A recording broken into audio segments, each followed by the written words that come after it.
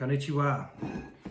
Now, I've just been for a jog and I've also had an idea. I'm writing a lot of stories at the moment, and I keep getting different ideas for different stories, and I've had this one for a little while, but it came through a bit stronger and I was like, Jesus, I'm too busy writing these other stories.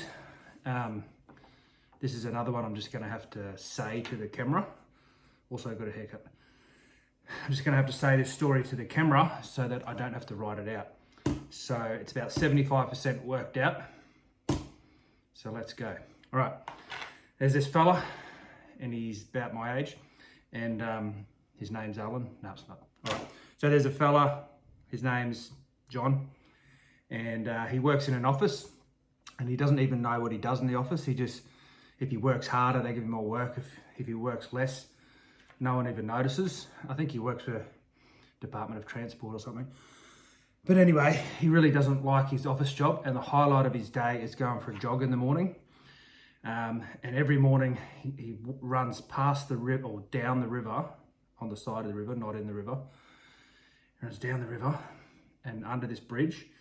And every day, and like under the bridge is sometimes like trolleys or just interesting stuff. Sometimes people throw bags of like stolen handbags off the bridge, and there's just sort of interesting stuff under the bridge.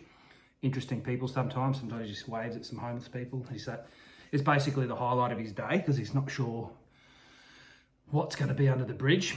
Anyway, and he's always hoping that it's something that will cause him not to have to go to work. And this one day, he's jogging along his usual routine, and then he sees like this shape in the water, like just where the water meets the edge, water meets the earth. And he's like, that's a dead body. And he's like, holy shit. And then like he forgets, that he likes seeing this stuff. And he's like, holy shit, this is actually a dead body. And he crawls through the bushes, and he gets down close. He's like, this is actually a dead body. And he's like, this is what I've been hoping for. And then he's like, he has this strangest diversion, a bit like a river, strangest diversion in his head. He's like, do I call my boss, tell him I can't come in? That's pretty cool. Or do I call the police? And he's like, for like at least 6 seconds, he's like, I don't know who to call. And he's like, oh, obviously, I need to call the police. So he calls the police, and he waits there for probably 10 minutes. And he just hears the cars going back and forward across the bridge above him, and he waves at a few more joggers, and he's like, this is nuts. And he's just like, he doesn't quite poke the body, but he's just like, who is this guy? What happened? He's obviously jumped off the bridge. He's just like, man, this is not what I was hoping for, but it's something. And then this two uniformed police officers come down, male and female, and they're walking, it's quite away from the car park. So they're just walking, they're like a fast walk, like probably have a clipboard or something, I don't know, iPad. They've got an iPad, they're clicking in it. And then they're about halfway to him, like probably 200 meters away. And then this other little shape just comes bolting down the hill. And it's this guy just running, he's like in office clothes, and his tires like flying everywhere. And he's just bolting past these police officers. And John is just like, who is this guy? They're not jogging clothes. And he's just like, whatever. And he bolts like between the two police officers, pushes him out of the road, just bolts at him.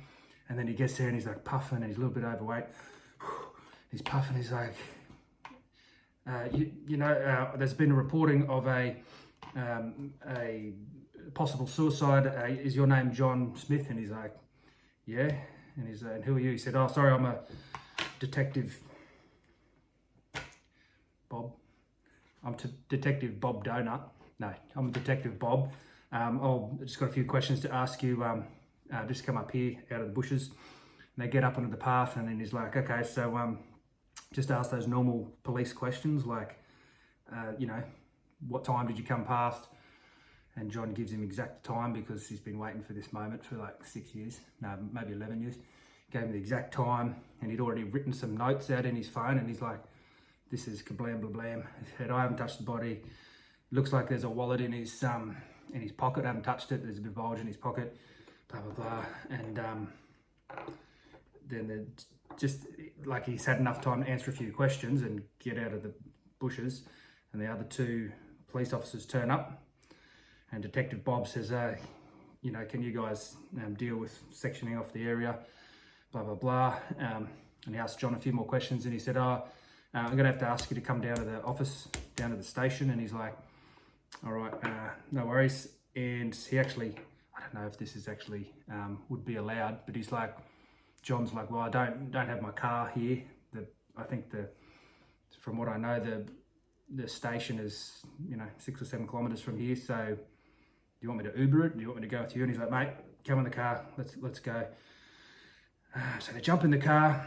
They walk up this thing, and Detective Bob's still just huffing and puffing a little bit. They get in the car. Clud, clud. The door's shut. And he's like, whew. Okay. So what were you doing? And he said, John says, I was just going for my normal run. And he's like, and Bob's just a little bit suspect. And he's like, okay, so you're just going for a run. Do you do that every day? And he's like, yeah. And he's like, how? And like, John's like, people go for runs in the morning. And he's like, whatever. And then John just says, well, maybe we should get down the office and take this further. And Bob's like, oh yeah, sorry, okay. All right, let's go. And they drive down the office. They get in open the doors. They walk. Bob waves at the office lady. How you going? Waves at his this other fella who looks. John can just tell that that's his boss because he just looks like a boss. He's a bit fat. And he's like, hey boss, hey Bob. They walk into the thing, and he follows all the procedures. And John notices that Bob's just a little bit excited, and he's like, what's this guy's problem? He thinks I've got a problem. This Bob fella, he's more suspect than me. I think he pushed him off the bridge. Anyway, they go into the thing, they follow the procedures, record the conversation, ask all the regular questions, and you know, says what time it was, what he was doing last night, what John was doing last night. A few more questions. Does he know suspect, or not the suspect, the John Doe? I don't know. Does he know him? No. They just go through all the regular questions, and then he turns the recorder off, and he's just like, so John, what's your story? Like, and then John's like, well, do you want the truth? And he's like, yeah. And he's like, well, you know, my life's going nowhere, and I go to work every day, and the office is a bit like this one, really. Department of Transport. I don't know what I'm doing. And the most exciting part of my day, sorry, I'm getting a bit emotional. Not really.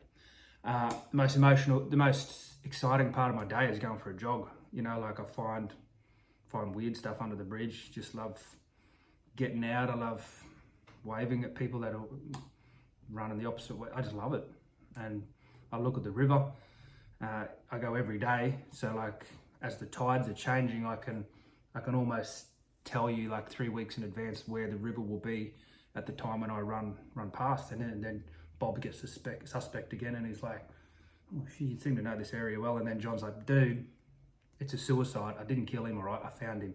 And Bob's like, yeah, sorry bro, sorry. He didn't call him bro, but he said, sorry, yeah, okay. And then John says, let's go check my notes. Okay, I haven't got very many.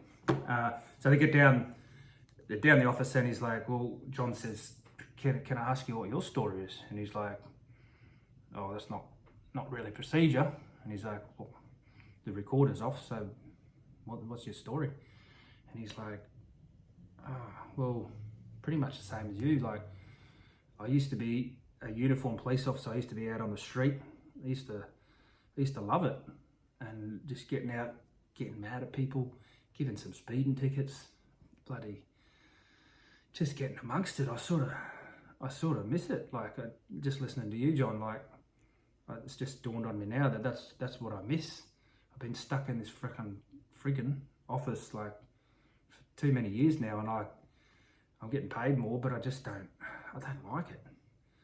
And then John puts 2 and 2 together, and he says, oh, so is that why you were running past the uniformed police officers? Because you wanted to get down there first to get the case and get there before anyone else and get out of the office. And a bit of a pause, and And Bob's like, yeah, that's exactly what happened. And then there's a bit of an awkward pause and they're both just looking at each other and they're like, yeah, it's office work, eh? It's not fun. Not real fun at all. And then to break the pause, ring, ring, ring. The phone rings. That's on the table, and then Bob picks it up and he's, hello, Inspector Bob. I don't know.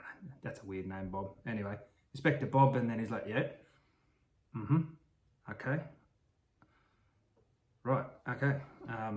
Hangs up the phone, and John's like, what happened? What is it? And Bob's just like, that was just my boss, and he said that they just received a call from John Doe's boss, and he's found a note on his desk in the office, and it's a suicide note, and it's just says he doesn't like his job. That's what it boils down to, and he just needed to get out. So so John and Bob just sat there looking at each other, and then John's like, what are you doing this weekend? And he's like, following procedures, I don't know. He said, well, what are you doing this weekend, Bob? And Bob's like, I don't know. Well, I don't go to the office on the weekend, so that's always good. But John's like, yeah, but what are you doing this weekend? And Bob's like, I don't know. Do you want to do something? And John's like, let's go fishing. And then they're like, let's go fishing. Bob's your uncle. Maybe that could be the title of the story, Bob's your uncle. No, that doesn't work. Anyway, they go fishing, not in this, I don't know, maybe you can leave in the comments. Would it be good for them to go fishing off the bridge? No, because it would be quite a high bridge. Too high to fish off if someone died off it. Where do they go fishing? Do they go fishing at the spot where John Doe dies? That could be. And also, what office did John Doe work in? We've got Department of Main Roads, police officers. Where did John Doe work? Anyway, that's my story. Gonna have my dinner now. Booyah! Corned meat. That's all I got. Make sure you subscribe to my YouTube channel, Alan Saunderson. That's as exciting as it gets. Dessert. Booyah. Konnichiwa.